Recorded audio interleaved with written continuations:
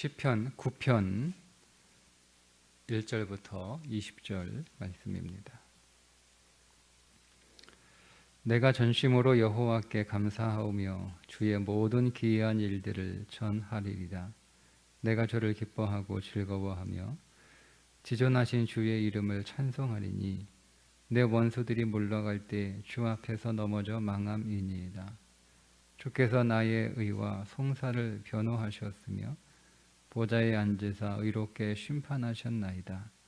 이방 나라들을 책망하시고 악인을 멸하시며 그들의 이름을 영원히 지우셨나이다. 원수가 끊어져 영원히 멸망하였사오니 주께서 무너뜨린 성읍들을 기억할 수 없나이다. 여호와께서 영원히 앉으시며 심판을 위하여 보좌를 준비하셨도다. 공의로 세계를 심판하시며 정직으로 만민에게 판결을 내리시리로다. 여호와는 압제를 당하는 자의 요새이시요 환난 때의 요새이시로다. 여호와여 주의 이름을 아는 자는 주를 의지하오리니 이는 주를 찾는 자들을 버리지 아니하심이니이다. 너희는 시온에 계신 여호와를 찬송하며 그의 행사를 백성 중에 선포할지어다. 피 흘림을 신문하시는 이가 그들을 기억하시며 가난한 자의 부르짖음을 잊지 아니하시는도다. 여호와여 내게 은혜를 베푸소서. 나를 사망의 문에서 일으키시는 주여 나를 미워하는 자에게서 받는 나의 고통을 보소서. 그리하시면 내가 주의 찬송을 다 전할 것이요 날 시온의 문에서 주의 구원을 기뻐하리리다. 이방 나라들은 자기가 판 웅덩이에 빠짐이여 자기가 숨진 그물에 자기 발이 걸렸도다. 여호와께서 자기를 알게 하사 심판을 행하셨으며 악인은 자기가 손으로 행한 일에 스스로 얽혔도다. 악인들이 수올로 돌아가며 하나님을 잊어버린 모든 이방 나라들이 그리하리로다. 궁핍한 자가 항상 잊어버림을 당하지 아니하며 가난한 자들이 영원히 실망하지 아니하리로다. 여호와여 일어나사 인생으로 승리를 얻지 못하게 하시며 이방 나라들이 주 앞에서 심판을 받게 하소서. 여호와여 그들을 두렵게 하시며 이방 나라들이 자기는 인생인 뿐일 줄 알게 하소서. 아멘. 시편 9편은 악인들 원수들에 둘러싸여 고통을 당하는 다윗이 지은 시입니다. 그런데 이 시를 분류하기를 예배 감사 시라고 분류를 합니다. 그러니까 오늘 이 시편의 9편의 내용은 다윗이 하나님께 드리는 예배입니다. 다윗은 하나님께 예배하는 예배자였죠. 다윗의 인생을 딱 한 단어로 정의해라. 그러면 다윗은 예배하는 사람이요, 기도하는 사람이요, 찬송하는 사람이다. 이렇게 우리가 정의할 수 있습니다. 평상시에 예배하는 것은 그렇게 어렵지 않습니다. 예배하는 것이 쉬운 것은 아니지만 평상시에, 즉 평탄할 때, 아무런 일이 없을 때 하나님을 예배하는 것은 그렇게 어렵지 않습니다. 그러니까 내가 마음을 먹으면 하나님을 예배할 수 있는 것이 평상시에 우리가 하나님 앞에 드리는 예배라면, 다윗처럼 악인들에게 둘러싸여 원수의 공격을 받아 고통 가운데 있을 때 예배하는 것은 내가 마음을 먹는다고 예배할 수 있는 게 아닙니다. 그때는 내가 마음을 먹어서 내 힘으로 예배를 드리는 것이 아니라 믿음으로 예배를 드릴 수 있는 거예요. 그러니까 우리는 이렇게 다윗과 같은 어려운 지경에 처해 있을 때에도 하나님께 예배할 수 있는 예배자가 되어야 되는데, 그렇게 되기 위해서는 믿음이 있어야 됩니다. 그러면 오늘 우리 시편은 다윗에게 그 있었던 그 믿음이 어떻게 그 믿음이 생겼는지, 그리고 그 믿음은 어떤 것인지를 우리가 발견할 수 있는데, 오늘 9편은 우리들에게 세 가지 다윗에 관한 정보를 주고 있습니다. 첫 번째는 2절인데요. 내가 주를 기뻐하고 즐거워하며 지존하신 주의 이름을 찬송하리니. 다윗의 믿음은 어떤 믿음이었냐면 하나님을 기뻐하고 즐거워하는 믿음입니다. 그런데 하나님을 기뻐하고 즐거워한다라고 하는 것은 단지 하나님을 좋아하는 수준의 문제가 아니고요. 하나님의 무엇을 기뻐하고 무엇을 즐거워했느냐라고 할 때 하나님의 뜻을 기뻐하고 하나님의 길을 즐거워했다라는 겁니다. 이렇게 설명을 드릴 수가 있어요. 예를 들면 한 교회에 목사님이 있죠, 그죠? 한 교회에 있는 목사를 많은 성도들이 좋아합니다. 그런데 그 목사를 좋아하는 이유가 다 다릅니다. 다 다릅니다. 모든 사람이 목사를 좋아할 때 그 목사를 좋아하는 이유가 다 똑같지 않습니다. 다 각기 다른 이유로 다 목사를 좋아합니다. 자, 그 성도들이 목사를 좋아하는 그 좋아하는 것만을 보고 오늘 우리가 다윗이 하나님을 기뻐하고 즐거워하는 것과 같은 것으로 이해하시면 안 돼요. 그런데 그 여러 사람들이 목회자를 좋아하지만 다 각기 이유가 달라요. 저마다 이유가 달라요. 그냥 목회자의 스타일이 마음에 들어서 좋다. 아니면 그가 그 성품이 좋아서 좋다. 아니면 그가 나에게 친절해서 좋다. 아니면 그가 나에게 잘해줘서 좋다. 뭐 여러 가지 이유가 있겠죠, 그죠? 근데 그러다가 갈등이 생기는 경우가 있는데, 그러니까 잘 이렇게 지내다가 다 이렇게 좋아하다가 갑자기 싫어지는 경우가 딱 생겨요. 그게 뭐냐면 자기의 길과 목회자의 길이 다를 때입니다. 다를 때입니다. 이렇게 잘 서로 좋아하게 서로 잘 이렇게 지내면서 어느 순간에 마음이 안 맞아요. 길이 달라요. 방법이 달라요. 다 이렇게 교회를 좋은 교회가 되기를 원하는데 어떤 사람은 자기가 다니는 교회가 우정이 충만한 교회가 됐으면 좋겠어요. 그런데 목회자는 우정 충만보다는 성령 충만한 교회가 됐으면 좋겠어요. 그러면 다르잖아요. 다 조행교회인데 어떤 사람은 우정 충만한 교회가 됐으면 좋겠어요. 그런데 그렇게 잘 지내다가 우리 교회는 우정 충만하면 안 된다. 서로 잘 지내는 건 좋은데 우정 충만하면 그게 사람들이 모이는 곳이지, 하나님의 교회는 성령으로 충만해야 된다. 이렇게 얘기하는. 그러면 이제 우정 충만하기 위해서 그 교회가 여러 가지 필요한 것들이, 그리고 여러 가지 운영되는 것들이 있고 성령 충만을 위해서 또 필요한 것들이 있는데 이게 서로 상충된단 말이에요. 그러면 좋았던 목회자가 싫어지는 거예요. 그죠? 네. 그러는 거예요. 제가 왜 자꾸 설명을 드리냐면, 우리가 성경에서 믿음의 사람들이 하나님을 좋아하고 하나님을 즐거워하고 하나님을 기뻐할 때라고 하는 것을 단순히 감정적으로 하나님을 즐거워하고 감정적으로 하나님을 기뻐하는 것이다라고 생각하기가 쉽기 때문에 그렇습니다. 우리가 누군가를 좋아할 때는 우리는 항상 감정적으로 내가 그 사람이 좋다, 내가 감정적으로 그 사람이 기쁘다, 이렇게 생각하는 경향이 많기 때문에 그렇습니다. 그런데 그렇게 감정적으로 좋아하다가 언제 사이가 나빠져요? 예? 예, 목적이 달라지면 갈등이 생기는 거예요. 서로 잘 지내다가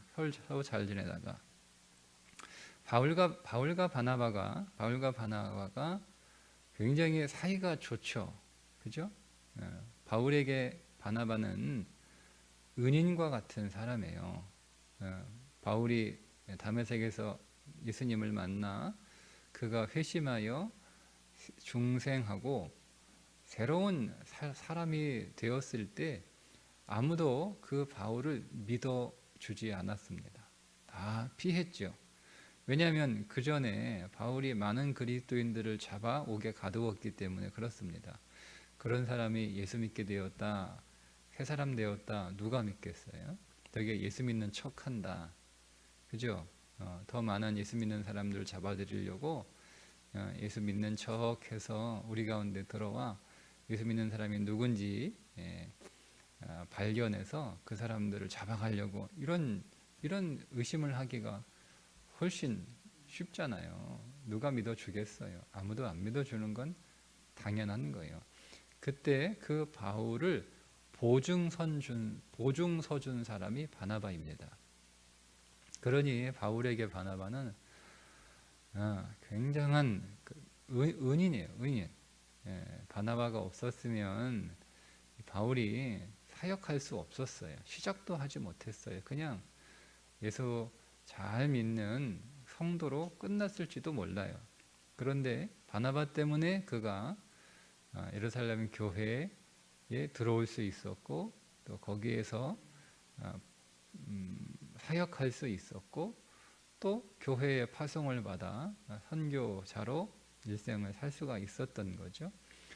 두 사람이 얼마나 사이가 좋았는지 같은 교회에서 바울이 고향으로 낙향을 합니다. 계속 박해를 받으니까 바울 때문에 예루살렘 교회가 위험하게 됐어요. 그렇지 않아도 교회 다니는 사람들이 눈에 가시인데 자기들의 오른팔이었던 바울이 예수 믿는 사람이 되었으니 오죽했겠습니까? 그러니까 바울은 이제 원수가 된 거예요. 그러니까 바울이 예루살렘에 있을 수가 없는 거예요. 그래서 바울이 할 수 없이 고향으로 보냅니다. 고향으로 낙향해서 10여 년 가까운 시간들을 그곳에서 보내요. 그 낙향해 있던 바울을 데려와서 안디옥 교회의 목회자로 일하게 했던 사람도 바나바입니다. 그러니까 바나바가 그 담임 목사고 바울이 부목사였던 거예요. 안디옥 교회에서. 근데 그 담임 목사와 부목사가 이제 교회를 사임하고 선교를 가는 거예요. 선교사로. 그렇게 1차 선교 사역을 합니다. 그 사람, 그러니까 얼마나 여러분 관계가 좋아요.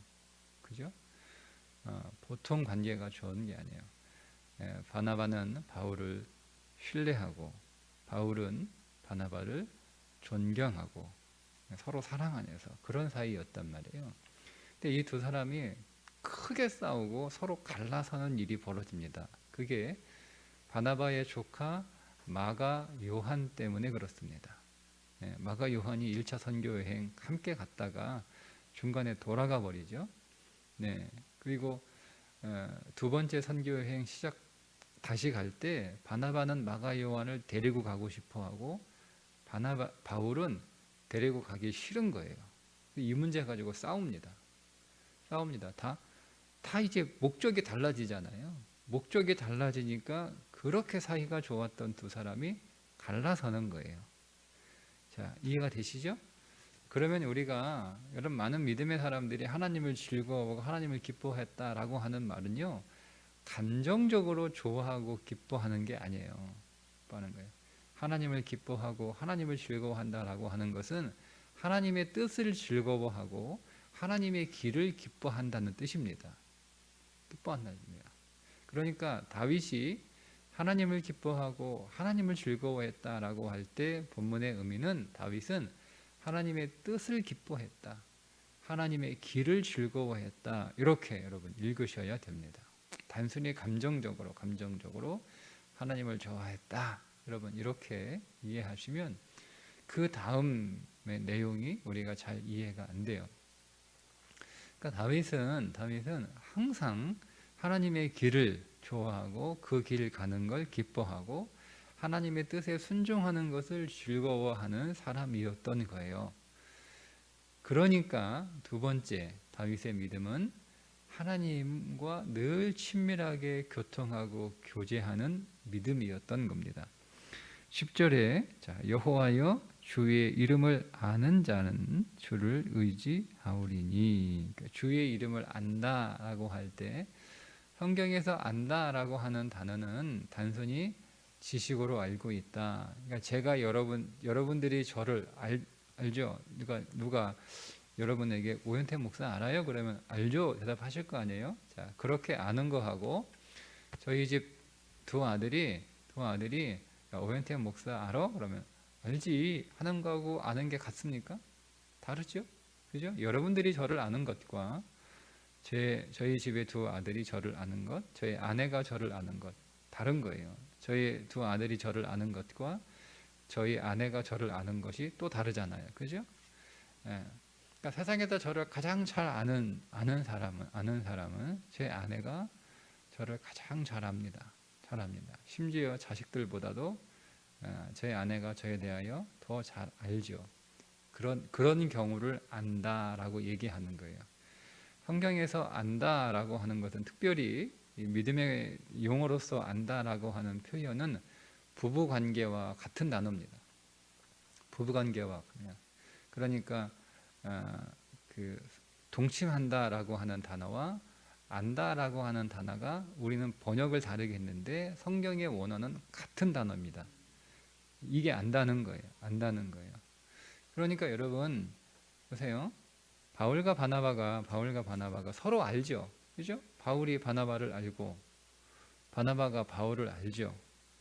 그러니까 이 두 사람의 아는 것은 다른 사람이 바울을 아는 것과는 좀 달라요. 그죠? 바울이 다른 사람들보다 바울에 관하여 바나바가 더 많이 알고 있으니까 바울을 보증하고 또 바울을 데려오잖아요. 그리고 바울도 바나바를 알죠. 그죠? 그런데 이 사람들의 그 알미 첫 번째 암과 두 번째 암이 달라지는 거예요. 첫 번째 암은 그냥 이렇게 서로에 대해서 아는 거예요. 그런데 그 알미 더 깊어져야 되는데 두 번째 2차 선교 여행에서 그 사람이 서로 갈라지는 거잖아요. 그러니까 서로 이제는 모르는 사이가 된 거예요. 동침하지 않잖아요. 그죠? 함께 가냐. 그럼 우리 갈라서 자.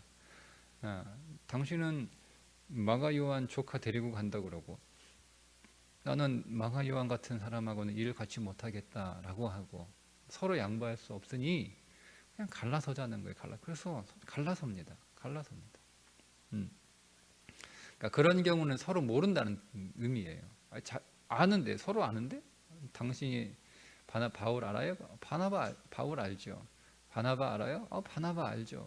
얘기하면 다 안다고 합니다. 그러나 그 2차 선교 여행 갈라서는 두 사람의 관계를 서로 안다라고 말하지 않아요. 왜요? 뜻이 다르기 때문에 그렇습니다. 그러니까 여호와여 주의 이름을 아는 자는 다윗이 하나님과 친밀한 그런 마치 부부가 동침하는 것 같은 그런 교제를 하는 것. 부부는 비가 오나 눈이 오나 바람이 부나 늘 함께하는 걸 부부라고 그러잖아요. 그걸 서로 안다라고 하는 거예요. 그러니까 바울 사도가 힘들어도 어려워도 고통스러워도 아파도 뭐 문제가 심각해도 그럼에도 불구하고 늘 하나님과 교제할 수 있었던 이유가 뭐죠? 그게 첫 번째 얘기예요. 하나님의 뜻을 즐거워했기 때문에 그렇습니다. 하나님의 길을 기뻐했기 때문에 그렇습니다. 그러니까 다윗은 하나님하고 계속 언제나 교제하는 거예요. 그러면서 하나님을 알아가는 거예요. 그래서 주의 이름을 안다라고 하는 거예요.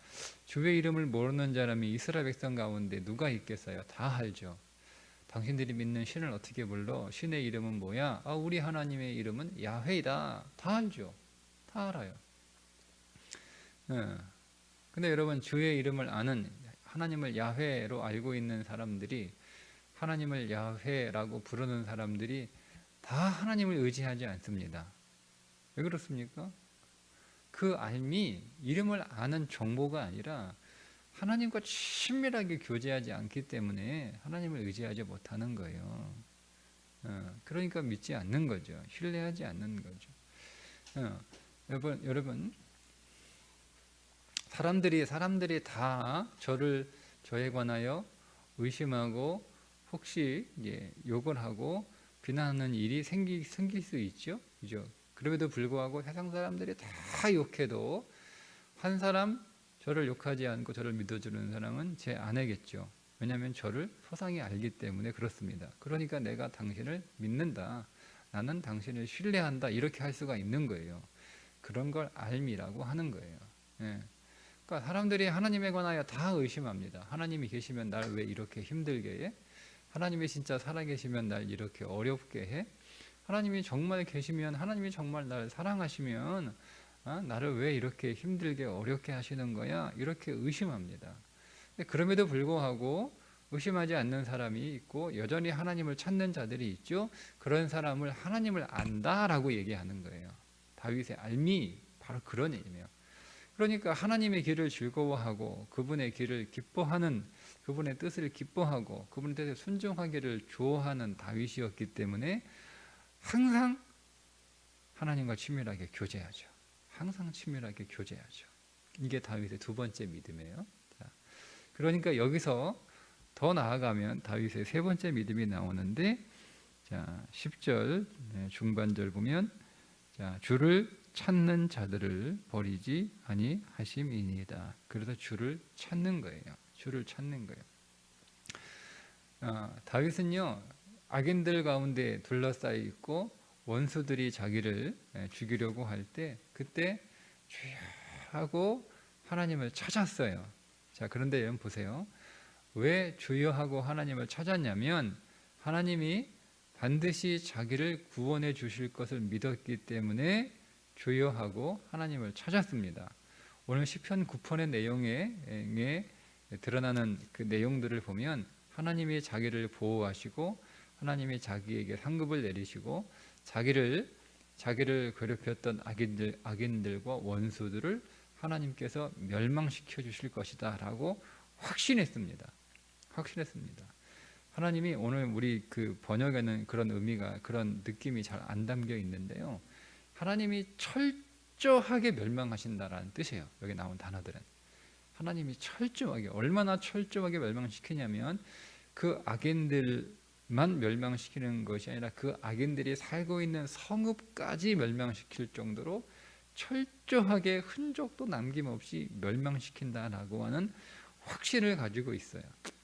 그래서 지금 자기가 원수들로부터, 악인들로부터 공격을 당하고 그래서 고통 가운데 어려움을 당하고 있지만 하나님이 반드시 나를 구원하시고 하나님이 나를 의롭다 인정하시며 나를 괴롭혔던 모든 원수들을, 모든 악인들을 철저하게 멸망시켜 주실 것이다 라고 확신하는, 그런 확신 가운데 부르짖는 거예요. 기도하는 거예요. 자, 그런데 왜 여러분 그렇게 다윗이 하나님이 자기를 구원하실 거라고 확신합니까? 왜 확신합니까? 자기가 하나님의 뜻과 하나님의 길을 기뻐하고 즐거워하기 때문에 그렇습니다. 그러면 이 지금 다윗이 당하는 고통은 뭡니까?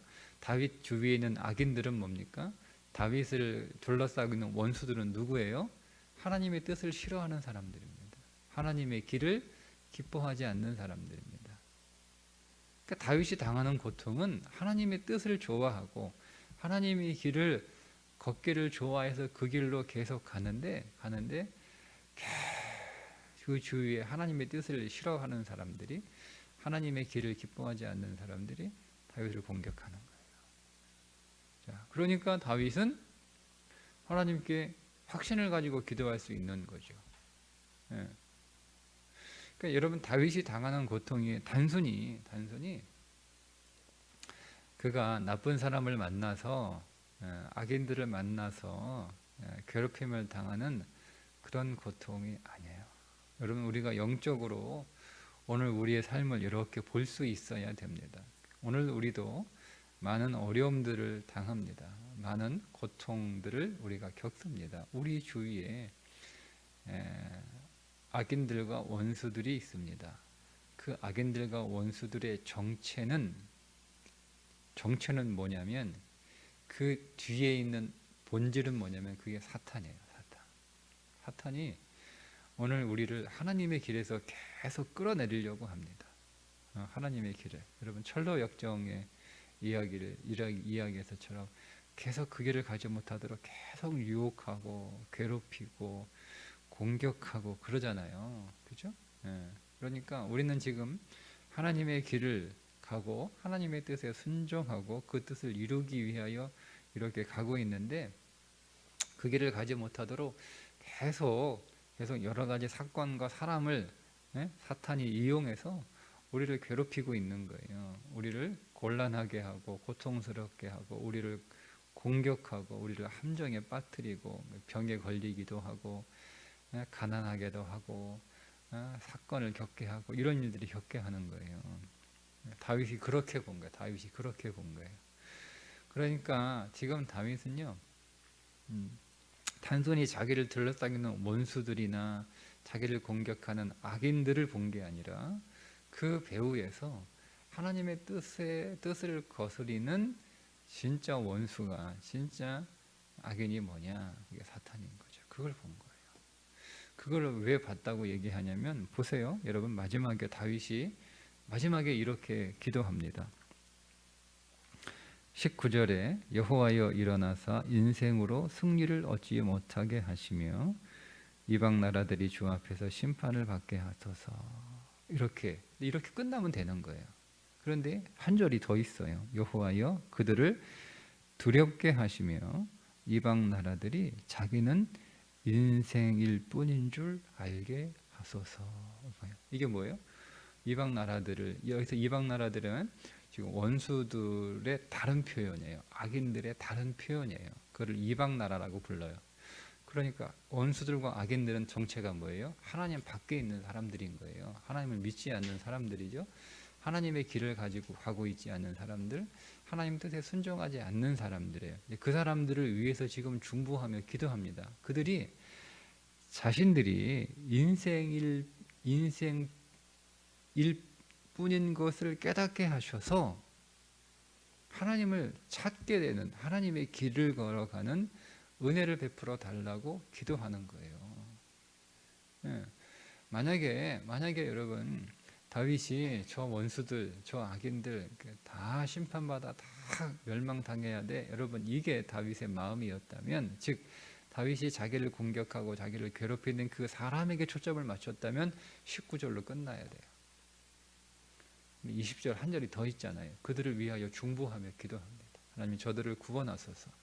저들에게 긍휼을 베풀어 주소서. 하나님 저들이 자기들의 인생은 인생뿐인 것을, 이 말은 뭐냐면 우리는 죄인일 뿐이라는 거예요. 아무리 잘났든 우리는 죄인인 것을 깨닫게 하셔서 나처럼 하나님을 찾게 하옵소서. 그들이 원수의 손, 즉 사탄의 손에서 벗어날 수 있도록 자기들이 지금 누구에게 붙잡혀 있는지, 누구에게 매여 있는지, 누구에게 이용을 당하고 있는지를 깨닫게 하셔서 나처럼 하나님을 찾는 자들이 되게 해 주옵소서라고 중보하는 거예요.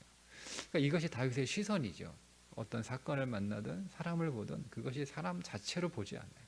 그 배후에서 일하고 있는 사악한 우리의 모든 인생의 본질적인 원수, 그거는 여러분 사람이 아닙니다.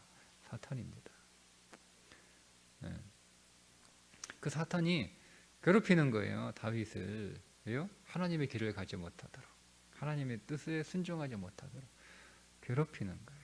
그러니까 반드시 하나님이 자기를 구원하실 것을 확신하는 거죠. 왜? 내가 하나님의 뜻을 따라서 그 길을 가려고 하는데 사탄이 자꾸 못 가게 괴롭히니까 하나님께 호소하면 하나님이 당연히 사탄을 물리치시고 그 소낙에서 나를 건지실 것을 확신하기 때문에 부르짖는다라고 표현하는 거예요. 기도하는 거예요. 세 가지 믿음이죠. 그러니까 다윗은 예배하지 못하게 하는 상황, 결국 여러분 사탄이 우리를 공격하는 것은요, 이 땅에서 목적은 예배하지 못하게 하는 거예요. 하나님이 오늘 우리를 왜 만드셨어요? 하나님을 찬송하고 예배하도록 하시기 위하여 우리를 만드셨어요. 그러니 사단은 하나님의 목적을 깨트리는 것이 사단이 하는 일이거든요. 그러니까 어떻게 해서든 우리가 예배하지 못하게 하는 거죠. 하나님을 예배하지 못하고 다른 것들을 예배하게 해요. 돈을 예배하게 하고 사람을 예배하게 하고 사상을 예배하게 하고 세상을 예배하게 합니다. 여러분, 애굽에는 신이 없었습니까? 세상에도 신이 있잖아요. 세상에도 예배할 만한 신들이 있는 거예요.